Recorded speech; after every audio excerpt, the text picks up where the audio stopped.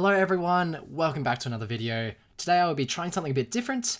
I would like to start a top 5 series on the channel, like going through the top 5 things of like different aspects of the game. Yeah, so for the first one, I thought we could have a look at the top 5 most overpowered units in Age of Empires 3 DE. But before we begin, I think I should probably clarify, I'm not going to include mercs or like natives or like different unit shipments in this list. These will simply be like units that you can train. So let's begin. At number 5, we have the Ottoman deli. So about a year ago, Otto had their hussar removed and it was replaced with a similar unit called the deli. On release, this unit was absolutely broken. It had 1 rate of fire and 6.9 movement speed. Now comparing this to your average hussar, your hussar has 1.5 rate of fire and 6.75 movement speed. So although the deli did have slightly less HP and slightly less attack, they just still smashed any hand cav. Like, deli just ruined hand cav. They were so good. And since then, it's been nerfed to 1.2 rate of fire and 6.8 movement speed. So a little slightly worse, but it still definitely overperforms against any hand cav, and they'll even do quite well against a small number of goons. So yeah, even though I think this probably isn't the main balance concern for the Ottomans, I feel like this unit definitely kind of flies under the radar. It's not used anywhere near as much as I think it should be, and it's still a very good unit. At number 4, we have the Lakota Bowrider. Now this unit did just receive a small nerf. Its negative multiplier versus Vils was slightly increased, but this is a very good unit, simply just due to its fast rate of fire and high base damage. It also has 30% melee resist, so against any hand cav, it'll do exceptionally well. Keep in mind, the Lakota War Chief also provides a 10% speed buff while in his aura, so I think the Bowrider actually, their speed gets bumped up to about 7.7, I believe, which is one of the fastest units in the game. So Lakota can actually, they can choose when to take their fights, and if they see a bad fight, they can just run away. So yeah, their speed is massive, and I think the Bowrider is so good that you can kind of just monocomp it, maybe more so in teams, but I know in 1v1s you do see like still quite a bit of Bowriders. So yeah, the only real counter is just mass skirms. But yeah, Bowriders will do very well against anything. And at number 3 is USA's Carbine Cavalry. Come on, did you really think it would be a tier list without one unit from USA? Carbine Cav has actually been terrible for the majority of DE. It was only recently that they received a buff through the target lock feature. Which simply means they fire at the very beginning of their fire animation. And they also got just better fire animations, so you know, the two work very well together. So Carbine Cavalry actually have a very fast rate of fire for a goon.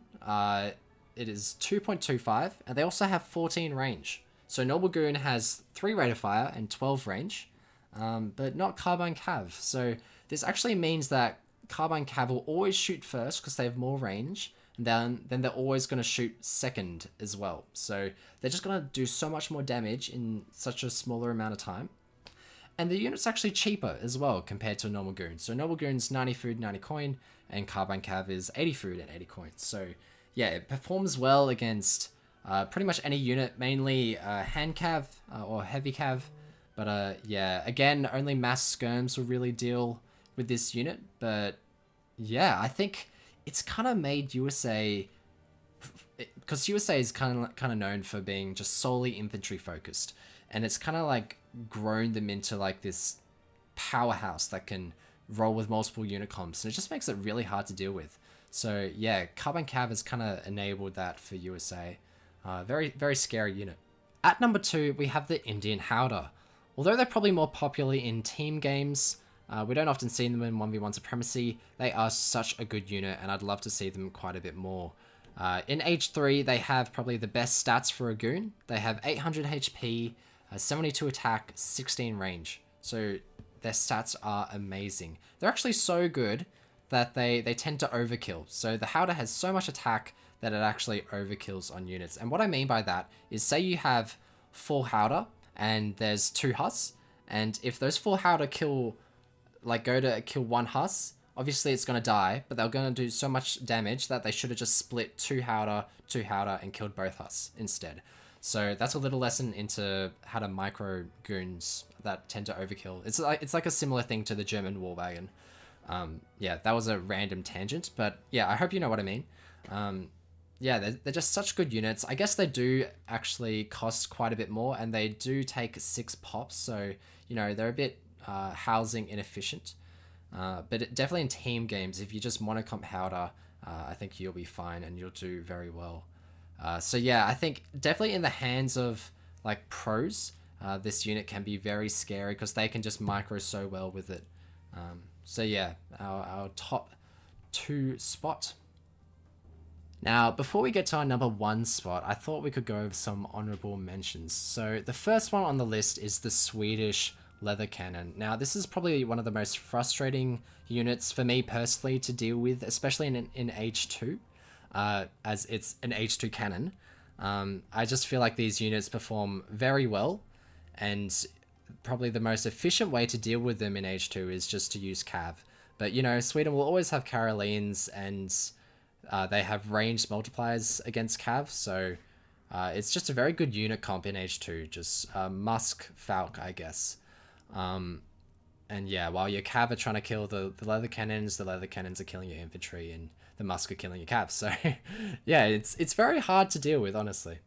Next up, we have the Incan Chimu Runner. Now, this is probably one of the best cav units in the game, and it definitely gives the deli a run for their money. Now, I would say this all comes down to their pathing. Now, the Chimu Runner hitbox is a lot smaller than the deli, as it's shock infantry. So where 1 deli would usually fit, you can probably get 2 Chimu Runners, which is essentially just doubling their damage output compared to cav units.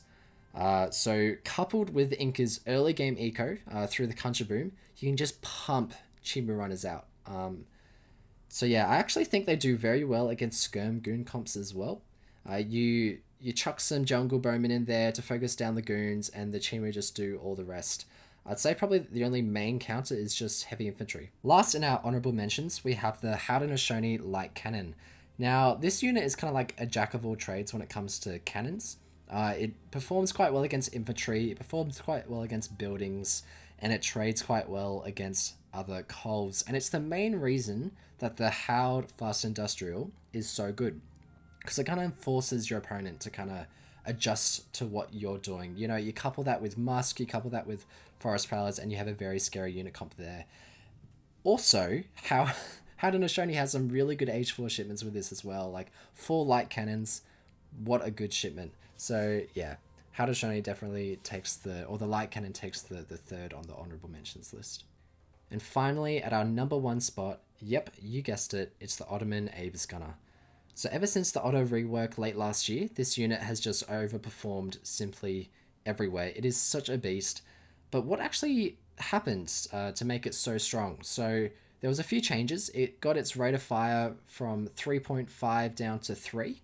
And its firing animation changed as well. So right now it fires like it's a skirmisher. It didn't used to do that. But yeah, this unit with all these buffs has just made it like so good. It was already like a good unit, but these things kind of held it back, and now it's just like in the absolute limelight. It's also a 2 pop unit, and it's a siege unit as well. So you train it from the artillery foundry, and it does siege damage. So that means it ignores range resist. So, you know, you got your skirms, you got your goons, which all have range resist, but no. This unit in H2 does 36 damage, and it is going to just ignore that range resist. So, yeah, good luck. So yeah, in the past, Ottomans, they're kind of known for like their Jan Rush builds, their Fast Fortress, Jan, Falk, Man builds, but now there's so many other builds, including Abus, because they're just such good units. You know, they can skirm goon. They also have the cav archers, which are quite tanky as well. They have a few cards on those. Like, yeah, there's just so many things you can do with that unit, and with Ottomans as well. So, you know, it's such a good unit. So devs, if you're listening to this, please, can we have some more nerfs? Like, Otto is just everywhere on the ladder right now. Anyway, enough complaining. Yeah, I hope you thoroughly enjoyed my my top 5 most OP units in AOE 3 DE. I hope to do a few more of these, some other top 5 lists. But yeah, if you've watched this far, comment down below Sea Slug so I know you've made it this far. And also, please feel free to like and subscribe. It really helps the channel grow and reach more people, and I'd really appreciate it. So yeah, thank you all so much for watching.